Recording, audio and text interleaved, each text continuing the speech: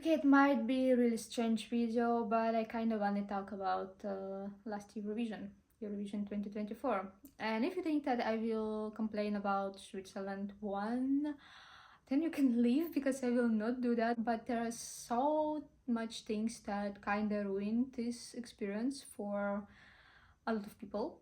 So I would say there was two major things that ruined the whole vibe of Eurovision that I always enjoyed. And first and biggest one is the Netherlands being out of the competition, and I'm not really wanna draw conclusions or say who was right or who was wrong. I just think it's really sad things that overshadow whole competition, whole experience for probably everyone, every artist, every fan. First, I did like the Netherlands songs, and I think the singer, at least for this like little things that I saw outside of his performance, he looked really nice. So hearing this news about him was strange, and I will just say it like that. As I understand the situation, all of them was wrong, and it just was overreacting that sadly was supposed to be done. As I understand the situation, there was agreement that he will be not filmed after his performance. In my personal opinion, it can be due to his emotions, because song was dedicated to his parents that passed away when he was a teenager, and obviously no one, not any people, will want to be filmed in something that emotional. There was three scenarios from there. There was actually no agreement, but people say there was agreement. Photographer did not know, which is really unprofessional from EBU side. Or she, I believe it was she, did not care, which is worse thing. Apparently she followed, tried to film him. He said no, few times probably, and she did not hear him. Decided not to hear, obviously. She decided that she did not really care, it's her job. She kind of was probably doing her job. I don't know if she knew, like, there's so much layers to that. And he did a wrong thing. I don't believe that he hit her or something. I don't even believe that there was verbal threat. I mostly think it was more like some like threatening movement, as a lot of comments were saying, talking about the situation. And I can imagine that it's a weird people behave this reaction. I easily can imagine something like that, especially out of emotions. I think it was all, which was wrong things from his side. Obviously, his personal space was violated, but he kind of knew where he is. He was just filmed. He was just on a stage with like millions of people watching. So, kinda overreactive. Like there shall be a better ways to hide yourself, as he did in a press conference. Just like, I don't know, put something on your face, hide your face, go somewhere where photographer can follow you, I don't know, bathroom or something. But at the same time, I don't know where that happened, so I can't like blame anyone. I will say, looks like everyone did some minor things wrong, and it can be one and done deal if the photographer didn't go and file official complaint. And from this part, sadly, there was no other choice, because where is their official complaint about some violation, even if it was minor, even if you need a lot of time to prove it? It is official. And sadly, official things like that shall be answered officially. I'm not saying answered from his side, but like EBU should check what happened. I don't know, there was people even saying about police. I think police is overreactive. It's something that shall happen inside the organization. It's not a big crime. It's just like, it's allow, like, I'm really sorry, but this is allow. And if she didn't file this complaint, if before she did that, EBU tried to talk to both of sides and just like find a middle ground, so they both accept that they both did something wrong, and she did something wrong, there was a wrong reaction from his side, make a peace agreement and move on, that will be good. Because if you think that EBU that stupid and did not expect this reaction, this terrible reaction, they're not stupid, they saw that coming. The thing is, they didn't have another choice, in my personal opinion, and it's really, really sad. It is like, his song is literally something that can be Eurovision anthem or European Union anthem. I don't know. It is like not maybe vegan material in my personal opinion, but it was something like really, really Eurovision. From like Eurovision in a nutshell, kinda. Because we can say that Switzerland was something really, really Eurovision. And yeah, and there was really, really different. That's the point. Eurovision is really different. There's a lot of layers to it. So it is definitely ruined whole vibe. Maybe not that badly. I watched final on YouTube. I didn't watch comments, but I still would say audience enjoyed and singers enjoyed. Everyone kind of move on, because I think everyone understand what happened. Just like massive misunderstanding that lead to something terrible. And another thing that kind of ruined the vibe for me, especially in the final, was Israel. And I will not talk about whole political situation. And a lot of people compare Israel to Russia right now. And Israel, Palestine, Russia, Ukraine, it's two different stories. I don't think Israel should be outed by on the competition by EBU, but I would say that it will be so much better if they decided not to compete for this year, and how longer it will take them to find a peace agreement with Palestine, which is probably really impossible right now. And I don't want to talk about this topic. It's whole different things. It's political and historical. It's not about Eurovision and music. But at first I wasn't really against Israel being in the competition. Though first version of the song obviously was really with political colors. Not political colors, but everyone understood about what that was. It was really clear. And even after changes in the song, it's still clear, the message in the song. And it can be really sensitive right now. And Israel knew what they were doing. They knew that they will have this reaction. And I kind of feel like it was too obvious that they will bring this negative vibe. Just they and people who against them being there. And just especially in the final, like, song is nice actually. If another country sang it, I don't think much people will be really seeing something bad in that song. And the singer herself, like, really good singer. So if we try not to think about country, then it's actually a decent song. But with all this hate and booing and everything, for me it was really obvious that every time Israel appeared on the screen or was giving points or receiving points, it was too obvious that it was kind of uncomfortable ground for everyone. And Israeli delegation, they really tried their best to act like everything normal, like being all happy smiles and flags. And it was, especially at the end of the evening, kind of like too much acting, especially when you know what is happening. It's, you kind of become tired of this. And I think it was really affecting authors, artists, as well.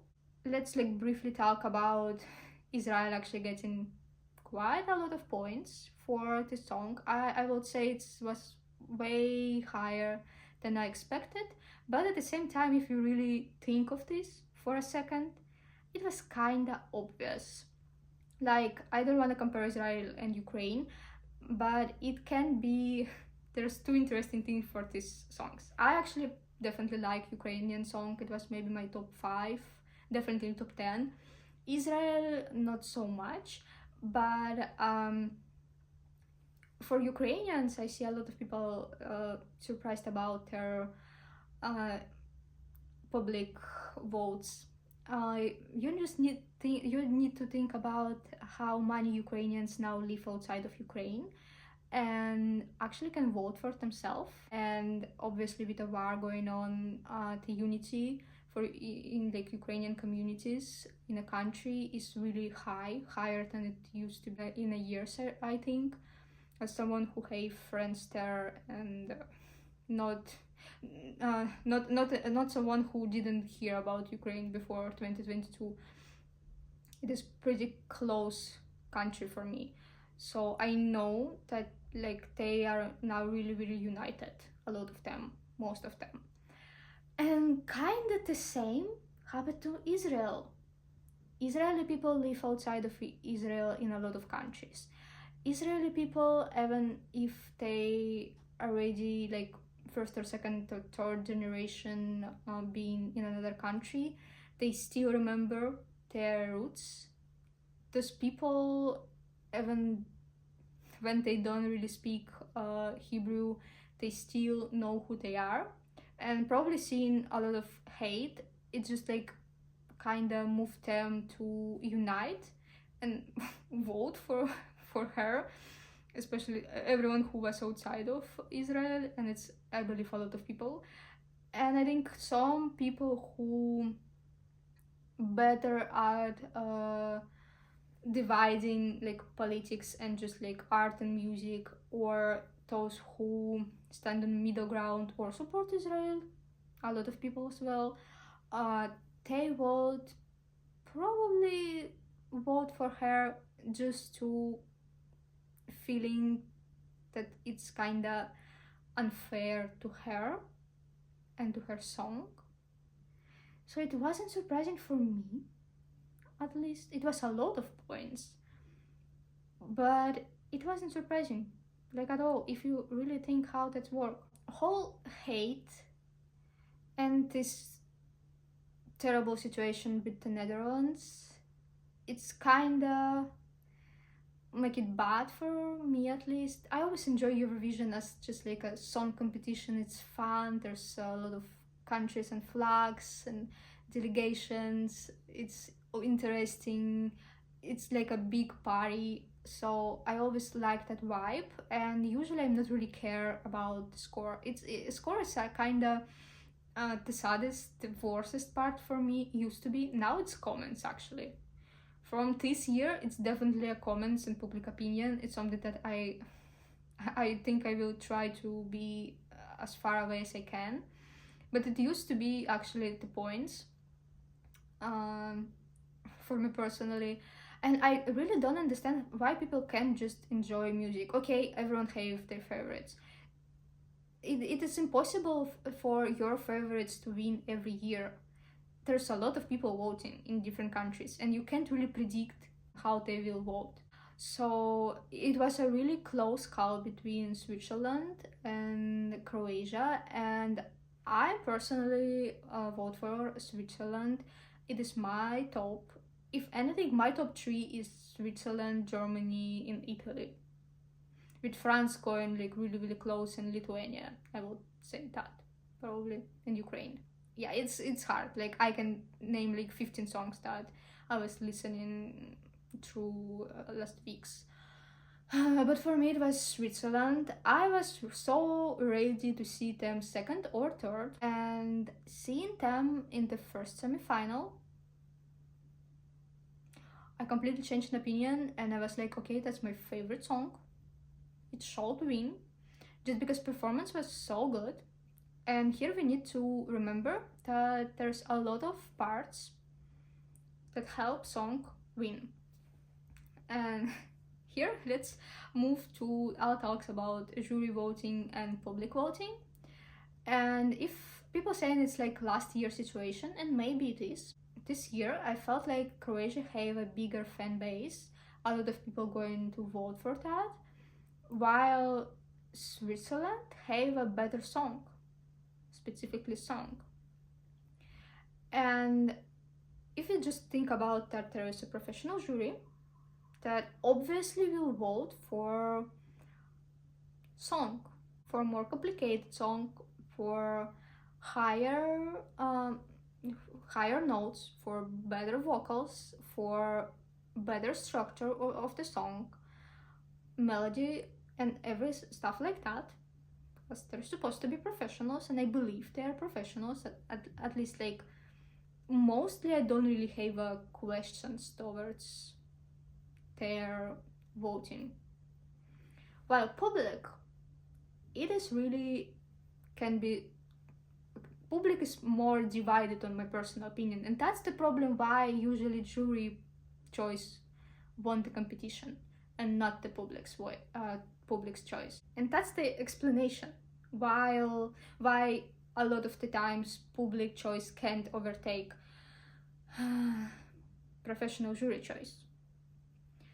And as I was preparing to see Croatia winning, knowing that I personally will not really listen to Croatian song after Eurovision, given two first places, like two winners, jury winner and public winner, who will host the next Eurovision then. I think if something like that will be introduced, people still will fight over who is better winner. It is so complicated, and I just like really sad that people can't be nice to each other. Like the amount of hate I was reading this morning, it is so sad, because before the final there was no hate. Hate started with the Netherlands. Obviously there was song hate towards Israel. The Netherlands definitely made everyone so mad, understandable. And after that, it's just like people can only express their toxicity. Like, why you don't go and listen to song that you like? Why you camping on the song that you didn't like and really trying to talk shit about this? So seeing how people doing this on their Nemo song, I kind of feel bad because they didn't do anything wrong actually, and the song is really good.